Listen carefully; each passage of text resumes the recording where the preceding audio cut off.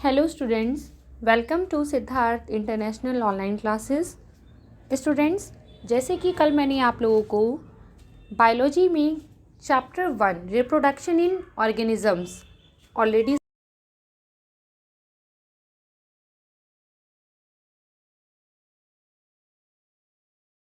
आप सभी लोगों को जो बुक पढ़नी है बेटा, वो आपको एनसीईआरटी बुक प्रेफर करनी है। ओके, और मैंने आज आपको यहाँ पर कुछ नोट्स बताए हैं जो आपके सामने ये स्क्रीन पर दिख रहा है। ये आपके एनसीईआरटी के ही नोट्स हैं। ओके, तो आप क्या करेंगे, रेगुलर इसको अपनी बायोलॉजी की नोटबुक में प्रॉपर मेंटेन करेंगे। मैंने कल आपको इस चैप्टर में लाइफ स्पैन के बारे में बताया था कि लाइफ स्पैन क्या होता है।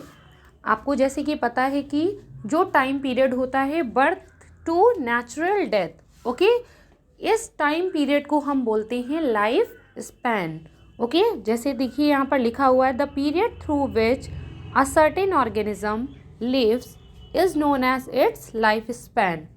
किसी भी ऑर्गेनिज्म का एक सर्टेन लाइफ टाइम पीरियड होता है। ओके, ऐसा नहीं है कि कोई भी ऑर्गेनिज्म है उसका लाइफ टाइम पीरियड बिल्कुल अनलिमिटेड है, या जो भी यहाँ इस धरती में जिसने जन्म लिया है वो कभी मरेगा ही नहीं। ओके, तो ऐसा नहीं है, जो भी यहाँ आया है उसकी डेथ निश्चित है। तो जो लाइफ स्पैन को हम डिफाइन करेंगे वो कैसे डिफाइन करेंगे, the period through which a certain organism lives is known as its life span from birth to natural death. Okay, birth से लेकर जो नेचुरल डेथ तक का टाइम पीरियड होगा वो हमारा क्या कहलाएगा, लाइफ स्पैन। नेचुरल डेथ कैसे, कोई भी ऐसी डेथ जो कि नेचुरली हो, मींस किसी भी ऑर्गेनिज्म की एक टाइम पीरियड डिसाइड है। ओके, जैसे कल मैंने आपको पैरेट का एग्जांपल बताया था कि पैरेट का लाइफ स्पैन कितना होता है, 140 ईयर्स तक।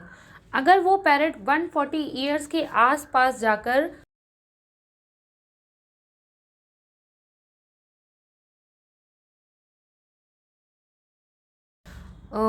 डेथ होती है तो वो उसकी नेचुरल डेथ नहीं कहलाएगी। ओके, ये चीज़ बेटा सभी ऑर्गेनिजम्स के साथ में है। सेकेंड पॉइंट देखेंगे बेटा, reproduction is the process by which every organism ensures its continuity. Reproduction क्या है, एक ऐसा प्रोसेस है जिससे कोई भी ऑर्गेनिज्म अपनी कंटिन्यूटी को इंश्योर करता है। Okay, number third point is it is the process through which organisms produce young ones which in turn mature to give rise to their young ones। ये एक ऐसा प्रोसेस है जिसमें क्या होता है, जिसमें जितने भी ऑर्गेनिजम्स हैं, ओके, कोई भी एक ऑर्गेनिज्म अपने जैसे यंग वंस को प्रोड्यूस करता है, और जब वो आगे चल के ग्रो करते हैं तो वो क्या करते हैं, वो फिर अपने यंग वंस बनाते हैं। ओके, इसके बाद में रिप्रोडक्शन के यहाँ पर टाइप्स बताए गए थे कि कितनी तरह से रिप्रोडक्शन हो सकता है। Reproduction can be asexual and sexual. Asexual में क्या होगा, only one individual is involve, इसमें केवल एक तरह का इंडिविजुअल ही इन्वॉल्व होगा। ओके, और सेक्सुअल में टू इंडिविजुअल्स, दो इंडिविजुअल कौन से, male and female are involve. Okay, इसके बाद हम लोग डिटेल से पढ़ते हैं ये सेक्सुअल रिप्रोडक्शन के बारे में। In this type a single parent can produce offspring. जो ए सेक्सुअल रिप्रोडक्शन होता है बेटा, इसमें क्या होता है, इसमें केवल एक सिंगल पेरेंट का ही इन्वॉल्वमेंट होता है। इसमें जो सिंगल पेरेंट होता है वही अपने आगे क्या करता है, ऑफस्प्रिंग प्रोड्यूस करता है। वो कैसे करता है आप लोगों को पता होगा, जैसे इसमें एग्जाम्पल में अमीबा, हाइड्रा, ये सब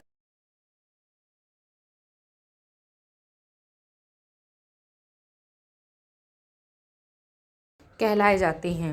okay, the produced offspring are clones of each other. Second point में आप देखेंगे क्या लिखा है, द प्रोड्यूस्ड ऑफ स्प्रिंग, जो इनसे ऑफ स्प्रिंग प्रोड्यूस्ड होते हैं। ऑफ स्प्रिंग मीन्स जो इनके चाइल्ड, जो भी इसके ऑफ स्प्रिंग प्रोड्यूस्ड होंगे वो क्या होंगे, same clone of each other. Clones means copy, जो भी उनका पेरेंट होगा वो क्या, उसकी सेम क्लोन होंगे। क्लोन मीन्स कॉपी, बिल्कुल identical to their parent, that is identical to each other and to the parent.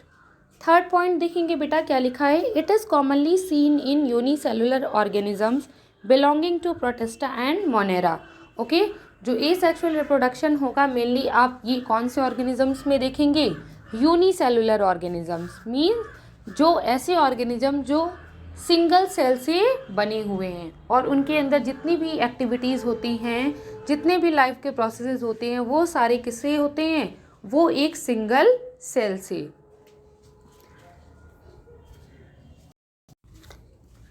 Fourth point है, here the cell division itself is the mode of reproduction.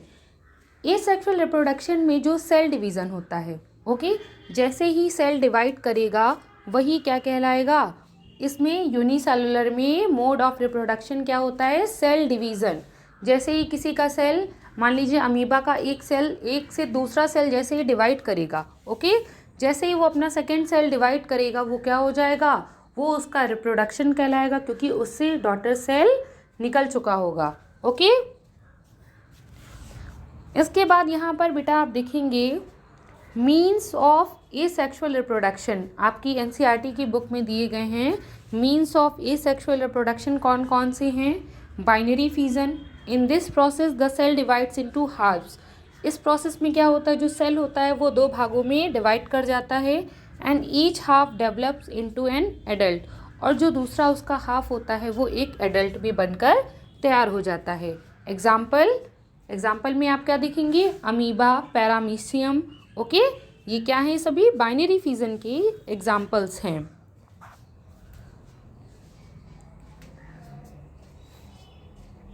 Number 2 है यहाँ पर budding. Budding क्या होता है, in this process the cell divides unequally to form buds. इस process में क्या होता है, जो सेल डिवाइड करता है वो अनइक्वली होता है। ओके, और किस फॉर्म में होता है, बड्स। जैसे आप उसमें एग्जाम्पल देखेंगे, इसमें आपको क्या एग्जाम्पल में दिखेगा, yeast, okay, which remain attach to the parent initially and then detach and develop into a mature cell. Next इसमें आपके सामने यहाँ पर दिख रहा होगा कुछ एग्जाम्पल्स बताए गए हैं। Formation of specialised structures, conidia, example क्या है, पेनिसिलम।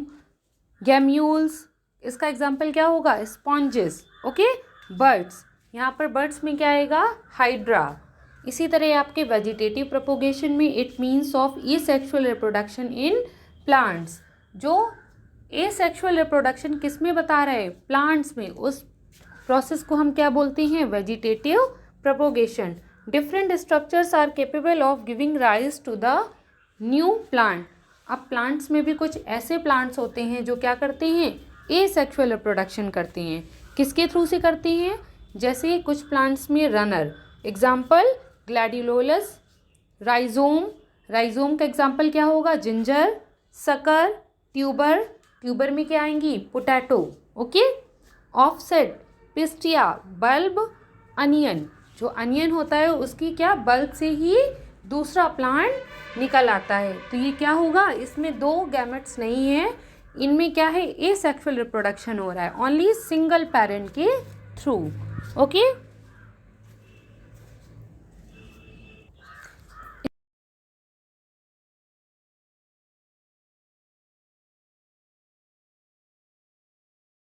प्रोडक्शन के बारे में। इसमें क्या, प्री फर्टिलाइजेशन इवेंट्स में हम देखेंगे sexual reproduction involves the formation of the mail and female gamete. इसमें क्या, दो गैमेट्स की जरूरत पड़ती है। कौन कौन से दो गैमेट्स, एक मेल से और दूसरा फीमेल से। In the either the same individual और two individuals, these gametes fuse to form a zygote. और ये दोनों गैमेट, मेल का गैमेट और फीमेल का गैमेट, जब ये क्या करते हैं, फ्यूज करते हैं, तो ये क्या बनाते हैं, it form a zygote which develops into a new individual, जो आगे चल के क्या बनता है, एक न्यू इंडिविजुअल के रूप में बनकर तैयार होता है। Offspring are not identical to each other और टू द पेरेंट। जो सेक्सुअल रिप्रोडक्शन में ऑफस्प्रिंग बनते हैं, ओके, ये क्या होते हैं, ये आइडेंटिकल नहीं होते हैं अपने पेरेंट्स के जैसे। So sexual reproduction give rise to diversity among living. तो इसमें क्या बता रहा है, जितने भी लिविंग ऑर्गेनिजम्स हैं ये क्या हैं, सब अपने अपने पेरेंट्स से डाइवर्सिटी मीन्स थोड़े से डिफरेंट आपको दिखेंगे। Okay, all sexually reproducing organisms share a similar pattern of reproduction. जितने भी सेक्सुअली रिप्रोड्यूसिंग ऑर्गेनिजम्स होते हैं ये क्या, एक तरह का सिमिलर प्रोसेस ही शेयर करते हैं। ओके, तो ये आपके दो प्रोसेस हो गए, एसेक्सुअल और सेक्सुअल। इन दोनों में अगर आपको कोई भी प्रॉब्लम आती है तो आप मुझसे पूछ सकते हैं। और ये जितने भी बेटा नोट्स हैं इसको आप लोग अपनी नोटबुक में डेली प्रिपेयर करते जाइए। Okay, thank you.